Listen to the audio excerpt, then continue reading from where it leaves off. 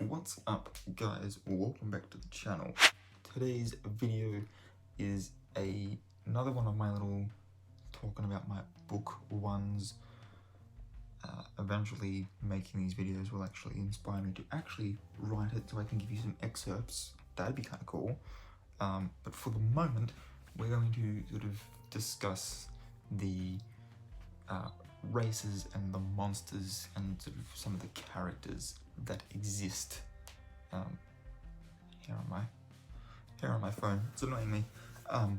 So races and monsters and characters that exist within my little story world. Now this is the one that's based on Irish mythology and tarot cards. This is still that same one, and being that as it is, and being the fact that Tolkien himself was an Irish man, some of these are going to seem like just staples of high fantasy. I mean, some of these races are just your base races in Dungeons and Dragons as well. So there's going to be a little bit of like, this seems like a rip-off. It's just because I'm going to have different interpretations. But yeah, so let's get into it. I have got a little list here, particularly for races. So obviously we're going to have the race of men. You can't really have a high fantasy world without having a race of men. Usually your main character is one of the race of men, and then they're just sort of joined by, you know, the elf, the dwarf, the wizard, the halfling, etc. And obviously all of those races are here as well.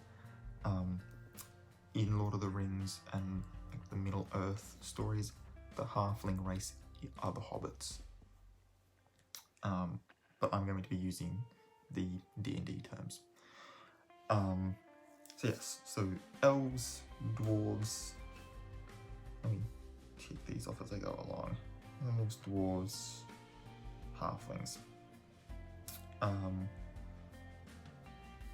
I also have, along with my elves, which obviously are going to be my sort of tall immortal warriors, I am also going to have traditional winged fairies. In some high fantasy, the tall elves are just seen as like sort of a subset of the fairy kingdom, and like elves are seen as, for instance, like if we go with a fairy tale of the shoemaker and the elves, in that sense the elves are like, you know, the short little people that like make things similar to Santa's helpers in the elves, as opposed to the elves that are in Lord of the Rings, which are, you know, 7 feet sort of thing, like taller than men, and immortal and dreamy. But I'll still have sort of that style of elf, but I'll also have fairies as well. We will have Merrow, which are the Irish mythological sort of name for merfolk. They're called Merrow. So I will have them. They're going to sort of look like, if you know who Lagoon Boy is from the DC comics, they're gonna sort of look like him. If you don't know who that is, Gillman from the Universal Monster movies, you know, Creature from the Black Lagoon. So that's sort of a vibe. They're gonna have, you know, they're gonna be bipedal and stuff. They're not gonna be a traditional like mer person with, you know, the fishtail. But they will be people that predominantly live in the water. They'll be able to survive out of the water for some time, but they will predominantly live and survive underwater. I've also got sort of a race of angelic creatures. I've actually got a couple of different sort of bird-themed ones, but I wanted to specifically have like a seraphim sort of based one, just to sort of be sort of the one race that's like purely symbolic of light. Like these are the pure beings, and then I'm going to have sort of a race of demons as well, which are going to include an army that's going to be based on the Fomorians from Irish mythology, and the demon lord will be Balor of the Evil Eye. It's also where Caoránach, the mother of demons, is going to come in. She's essentially going to be our Lilith in this case, taking some creative license, as I am allowed to do for my own creative work. We're going to have Ents, particularly based on the trees that the druids worshipped, and for the most part they will be sort of self-contained, only live in the forest, and they will be sort of the druids to themselves, essentially. They will be a very sort of elusive race. It'll be very rare to actually see one moving around. I'm also going to have giants, similar to the ones that exist in, particularly in the movie version of The Hobbit. These ones are going to be made of stone themselves. They're essentially going to be, 50-foot golems, essentially, but made out of like natural stone rather than put together by an alchemist. And they will also live predominantly in mountainous ranges. They may even be the mountain itself.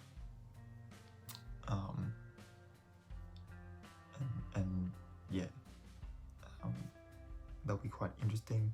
Giants in most high fantasy fiction do have a very heavy relationship to the earth. Even in Nanatsu no Taizai, Djinn, who is the giant of the group, has the connection to earth, and has all like the stone attacks with Gideon. I'm then also going to have a race of automatons put together by an artificer. This is only going to sort of exist in one specific location rather than be a race that interacts with the rest of everything. But if you want to think of the automaton race as similar to droids in Star Wars, it's essentially what we're going to be looking at here, except that they're all going to serve one artificer and only exist in one city, which would be kind of cool. We've then got a race of vampires called the Abhartach, which actually comes from Abhartach, who is a vampire lord. They're going to have called themselves that after him. He's going to sort of be our Lord Dracula sort of thing. They're just going to be the race of the vampire lord, and so they'll just refer to themselves as his name. They'll obviously have their own names individually, but exist to him. We'll then have the Cusith, which essentially are going to be our werewolves. One of them will be called Ossory because of the werewolves of Ossory, but I'm going to spell his name differently to the city or her name. I don't know. I haven't really decided how I'm gonna what gender that character's gonna have. But basically there will be Werewolves as well. We've got the Slaugh, or the Slough, zombies essentially. We have the Dullahan as well. I'm merging two characters here. These are going to be sort of a race of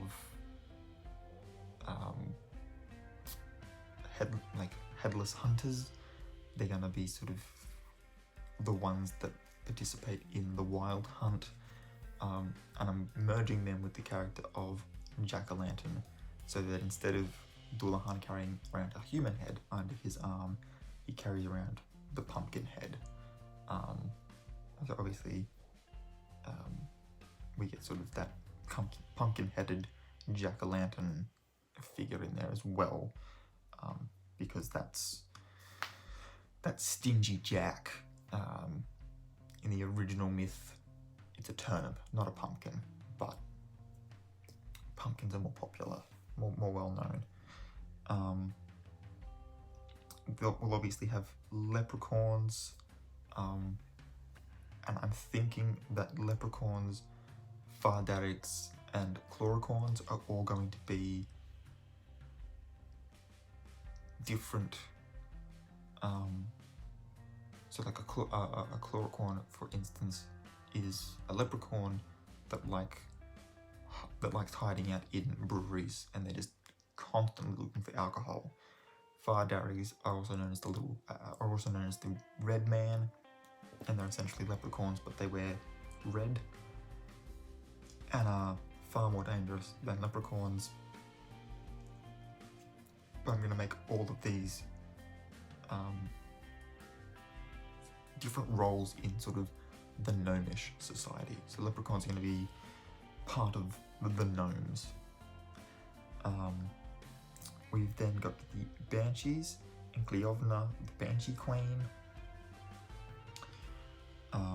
We'll have the Puca as well.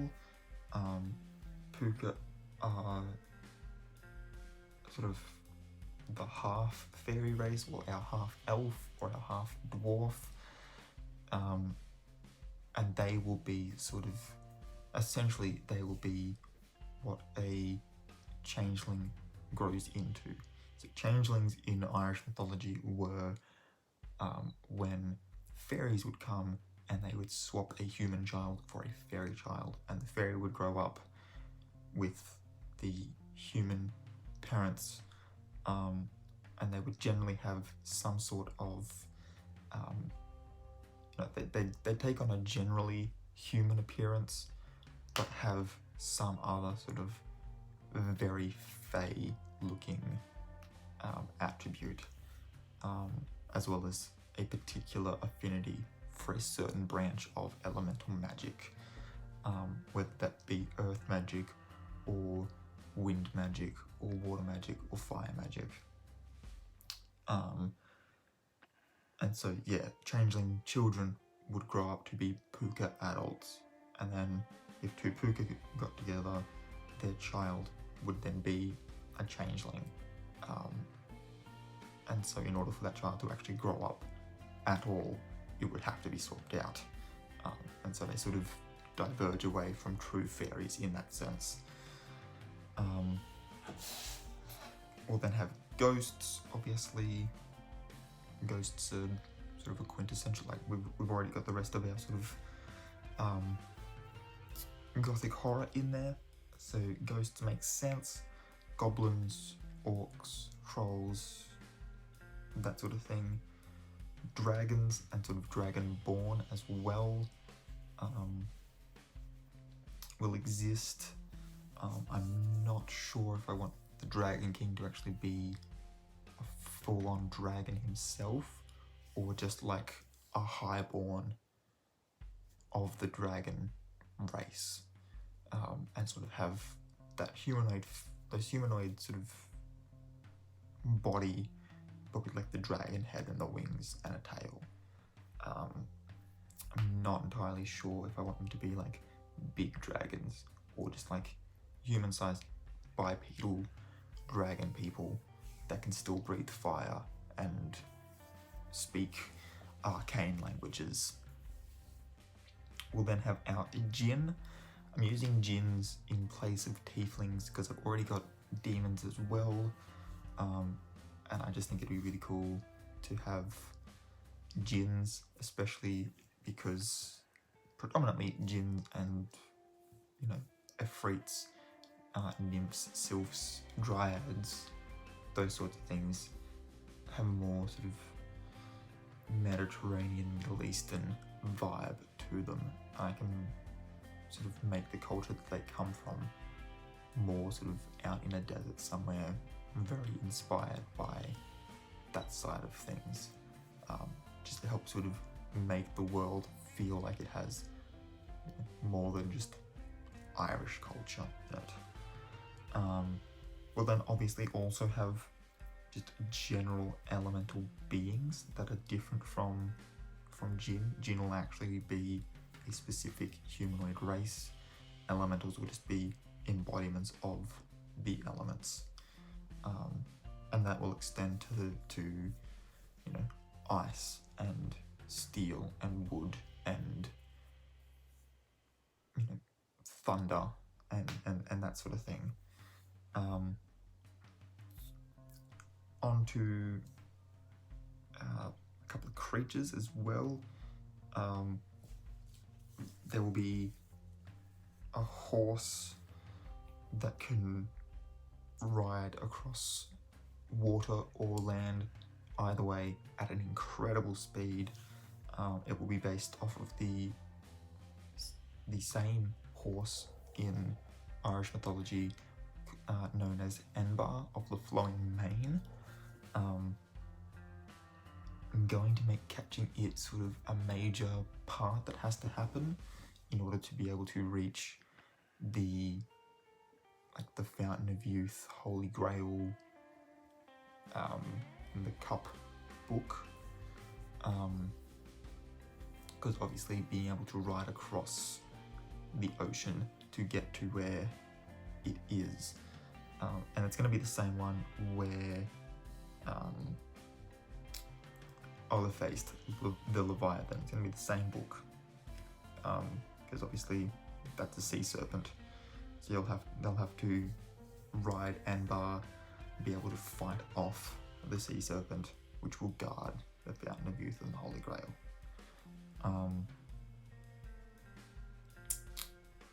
And then we will have a race of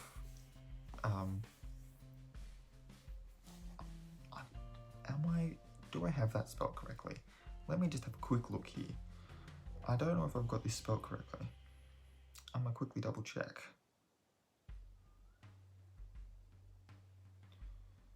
Yes, I do. Yeah, so we'll have a race known as the Drow. This might actually be where the Drow comes from, which is, like, generally speaking, they're like dark elves. But our Drow are a race of, they appear to be human most of the time, like a 95% of the time they appear to just be part of the race of men, but they're actually, if you sort of separated your magical beings according to element, if you put men as the ones using fire because of, you know, like Prometheus, right? Men are fire, so then elves would be air and live in the forests. Dwarves would be stone and live in the mountains and the caves. Your Merrow are your water. So you've got these four basic ones. Your Drow actually are sort of that fifth element, that quintessence. The ones that rule over ether and mana. They represented that in, like, the pentagram. And as such, they are quite proficient magic users. They are the wizards, the sorcerers, the artificers, etc. They live, even amongst elves, they live exceptionally long lives. And we're talking about elves as the immortal race. So the Drow live quite a long time. They are near eternal beings, essentially. they're like a step removed from being gods. In fact, in like the distant history of this land, they were once revered as such. And so, yeah, so the Drow will be proficient magic users, and through the manipulation of mana will be able to conjure spells that look like earth magic and wind magic and fire magic. But they'll also be able to tap into sort of, you know, wood magic and plant life, necromancy and the power of death, be able to produce lightning and affect the weather at will, and be very powerful. And it's for that reason that due to their very long lives, that they actually don't reach sort of sexual maturity until, you know, essentially, according to their lifespan, quite late. And so they also sort of have only sort of one child in a lifetime sort of thing. So there's only very few of them, and sort of killing one damns the you know, the future of the race to slowly start dwindling. But killing one is in and of itself quite a task. And then also got a bunch of races that are just based on animals, and for the most part I have based some of these, if not most of these, off of one of the Celtic zodiacs and the animals they're in. So we've got a race of bear-like people. This race, as far as their armies, they're very militaristic, but they're kind of like Vikings essentially. They're very berserker style rage fighting. They just charge at the enemy. You know, they are quite proficient in axes and like heavy weapons, and can at times be known to dual wield smaller versions of the same weapons. We've then got a race of horse people. Don't know if I'm gonna make these look like centaurs or not, or if I'm gonna just have them be... They'll probably end up being centaurs if I'm being completely honest. And so they'll be like archers and philosophers predominantly. We will have a race of sort of dog, like canine people, as opposed to our werewolf race, which appears to be human for most of the time, and then sort of just has like a blood curse that turns them into a wolf. These ones will be like bipedal dogs, essentially. And sort of the greatest among them will be Failinis, the paladin, based on the mythological character of Failinis, who was a warrior, who was a sort of dog person. We will have a race of sort of reptilian, lizard, snake folk. There will be a race of essentially minotaurs. There's going to be a race of horned / antlered people. Sometimes the horns will look like goats, sometimes they'll look like rams, sometimes they'll be full on antlers like a stag. You know, maybe sometimes they just have that very caprid looking head but no horns. That would be obviously a female. And their queen will be Gleistig, the satyr lady. She was essentially she was half woman, half goat.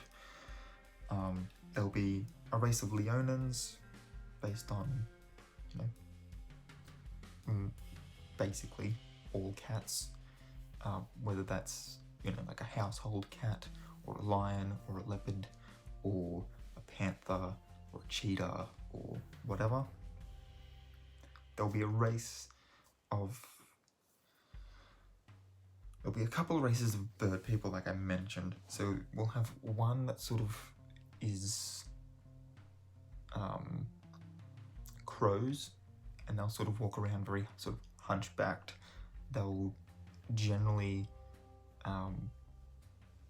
portend, like they'll have this reputation of being omens of death and doom. But really, they just, like if they know that there's a battle happening, they'll sort of wait until the battle's over and the victorious armies moved on, and then they'll go and they'll just sort of pickpocket. But as far as interacting with the rest of society, they'll be sort of assassins and stuff, and that's how they'll earn, their coin and their keep. They'll also be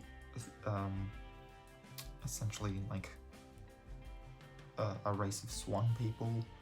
They'll predominantly, live near bodies of water. They'll be quite a peaceful people, and yeah, they'll sort of serve essentially as mediators between the Merrow and the Elves, who don't like each other at all. And so they sort of live near the banks and on the surface of the water to sort of serve as a barrier between the Elves in the trees and the Merrow under the surface. And then there's the Yola, which are going to sort of, if our raven people, the Caoránach, are essentially harpies with their arms being wings, our eagle people are just going to have a natural affinity for air magic and wind magic, and are otherwise going to be essentially the Rito from the Legend of Zelda games. And they'll have that same sort of a thing. They'll be able to like glide and hover the same as a real eagle, but they'll actually need updrafts to take off. And they will obviously therefore predominantly live in the mountains. We'll have a race of actual like fish people. These ones will be sort of more in line with the traditional mermaid, but they'll also have that level of being sort of a siren and luring other races to their doom, as opposed to the Merrow, who are, unless you're an elf, quite a peaceful folk. There'll be the Selkies, which will they're seal folk who can shed their skin and appear human, and they will even go so far as to, change forms multiple times just to shed the skin so that they can sell it, because Selkie fur is going to be, a very valuable fabric to make clothes and stuff out of. And then the last one is sort of a rabbit race. Predominantly they'll live in meadows and stuff, sort of in burrows and whatnot, called the Giorian. And yeah, that's pretty much all of my races. Quite an extensive list, obviously, but I'm looking forward to being able to actually sort of build it out, and yeah, I think it's gonna be really cool.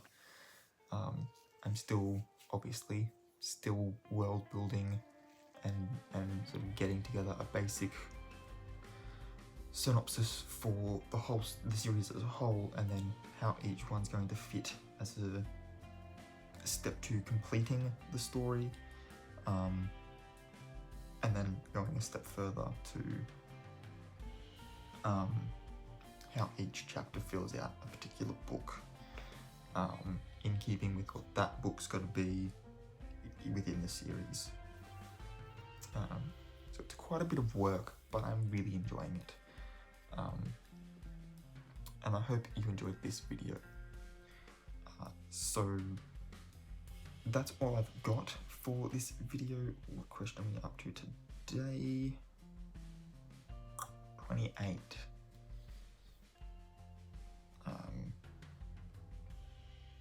Give me 2 seconds. Where are we?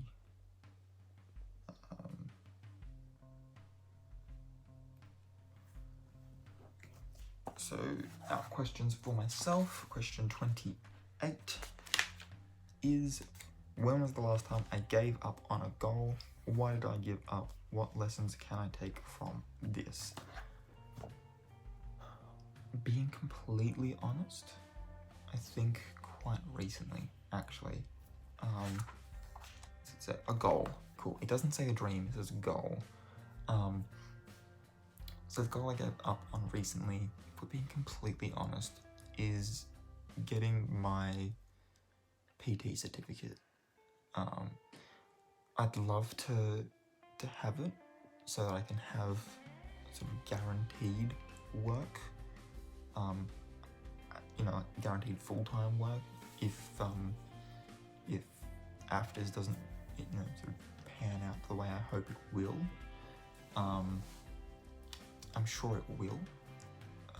We are manifesting good things, trying to be very positive about that. But it's always nice to have a backup plan just in case life throws an unforeseen curveball at you, which we all know it likes to do. Such a baseball fan, that old life. But I just don't.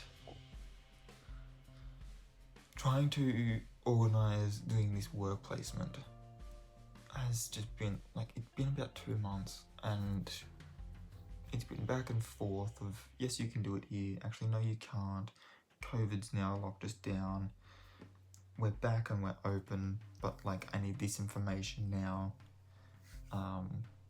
Finding out that information all of a sudden, oh well, if you told me however many months ago, sure, but now no longer. And it's just like, I don't care. It's just adding more stress than it's worth. I should have already done this like 2-3 months ago, and I just don't. Because the course is supposed to finish in March, I'm pretty sure, is like when it's due to finish. And by then, if I've been accepted into AFTRS, I will have been in class at AFTRS for about a month and a half. So, with AFTRS class starting up in mid-February. So by the time end of March comes around, which is when the course would, this PT course would end, I will have been in class for a month and a half.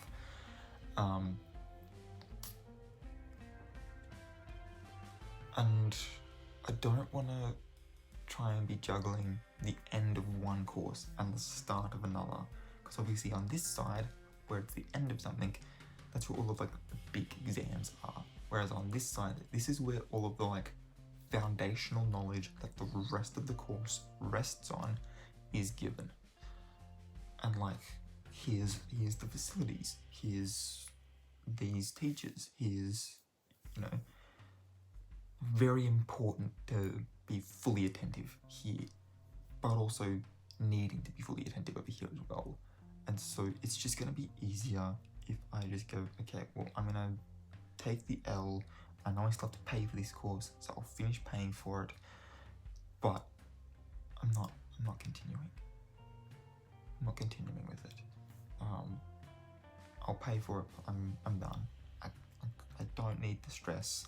At the moment, I'm predominantly trying to focus on trying to find somewhere to live, trying to find work, so that when I go, I have somewhere to sleep and some way to pay for somewhere to sleep, so that I can attend class.